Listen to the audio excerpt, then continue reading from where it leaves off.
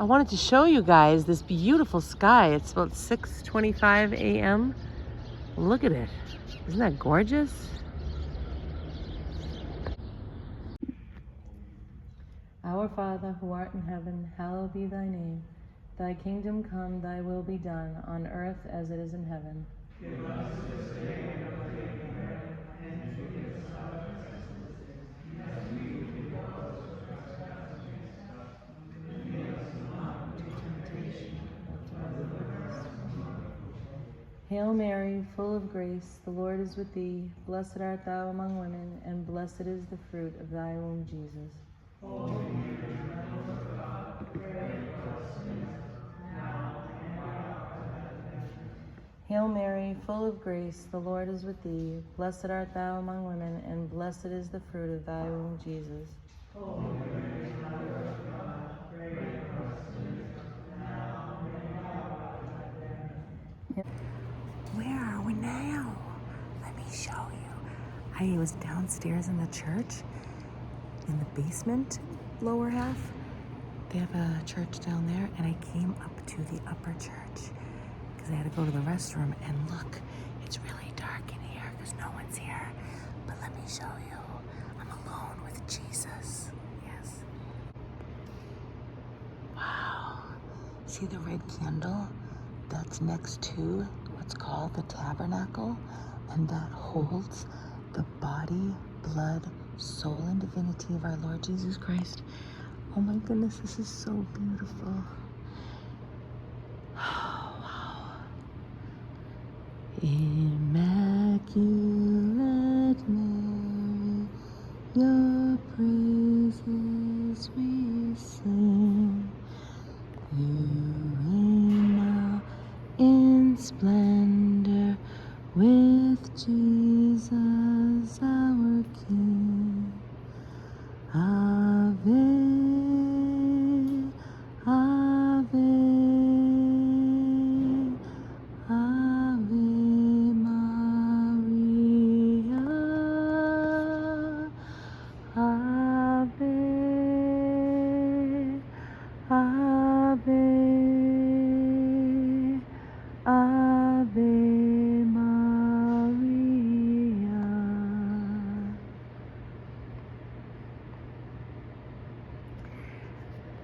It's through the Blessed Mother, God's mother, our mother, Jesus' mother, that God chose for us to receive Christ.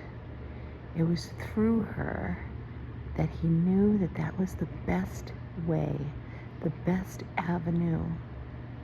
That's the perfect way. So to imitate God, we go through Mary, the best way, the best avenue. It was God's plan, God's design, God's way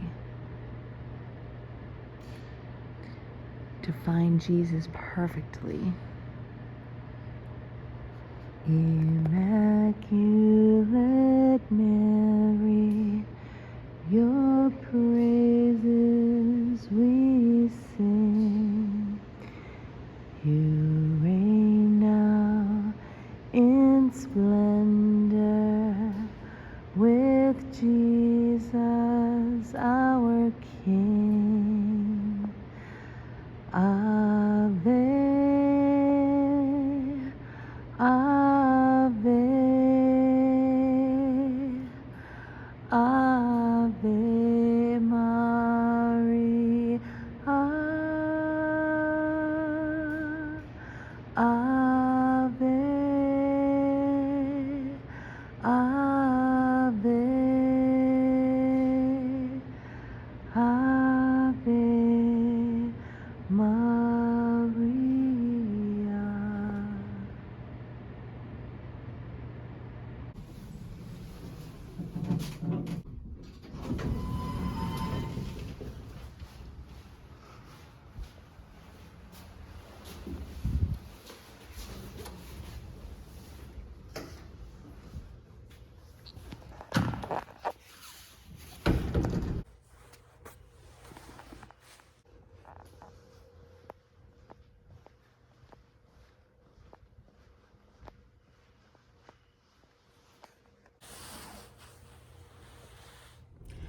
Hey, so I'm sitting here and I had to share this with you because I have had a major breakthrough, a major insight. I love it. And we're going to continue to do this. So just because you have one does not mean you're not going to have more. Like, that's not going to be the only one you have in your whole life.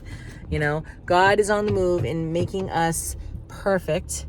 So when we get to heaven, we'll already, he cares about us so much, right? So get this. I'm not going to go into details, but I will say that.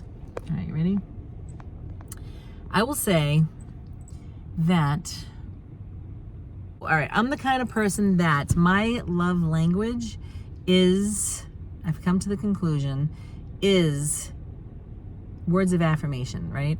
And I know why, right? So a situation happened when I was little that caused me to realize recently in church one morning, and I realized, I was like, I just had to admit it. I was like, you know what? Because of that situation, I feel like I need words of affirmation from the man, if I'm in a relationship, right? To help heal me by saying these things. And I say until Jesus himself wants to do something while, like, in my heart and in my mind, while I'm in his arms, meaning Jesus, right?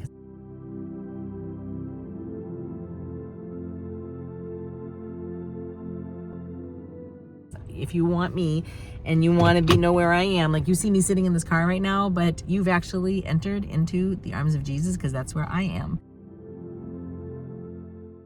And that's where I am going to stay for the rest of my life. So with all of that said, and I remember saying, okay, it's going to be interesting to see what God does while I'm in his arms about this situation, about needing words of affirmation, right? It's so funny so I'm listening to Father Karapi on YouTube, and he's just talking about how love has to be tested. Okay, Mother Theresa, who is now Saint Theresa of Calcutta, would always say that love has to hurt, and I never really understood that. I knew it had to be sacrificial, but he made it even more understandable to me, because he said that love has to be tested. So here I am saying that I need words of affirmation, right, coming from whatever man I'm in a relationship with. But right now, I am being tested hardcore, and I realized that. I was like, oh my gosh, because, like, the devil wants to get to your brain and he wants you to give up, and God yet is testing you to see, like, what is your love made out of, So I found out recently that I've been placed in a position where I have to give all of myself in this situation without the other person doing it at all. And I'm just like, oh my gosh. And, like, does the devil want to play with my head or what? And, and it has caused me to almost give up. And then, because I talked to my stepmother, and because you got to talk to sensible, rational people who are going to have the mind of the church and be sensible and be in present time and not all lost in your head, and be compassionate and be charitable, it caused me to use my senses, logically. So with all of that said, it is amazing, because I am doing the very thing. I have been placed in a situation by the hands of God, because I'm in his arms, to do the very thing that I thought that I needed all of this time to get from the other person. Get it?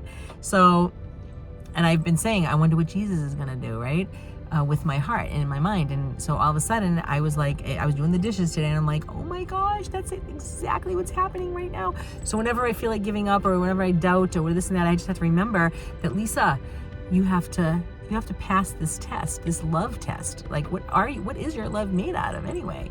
You know what I mean? So I just want to share that with you. I'm so excited. It's freedom. When you have understanding, there comes peace. It's freedom.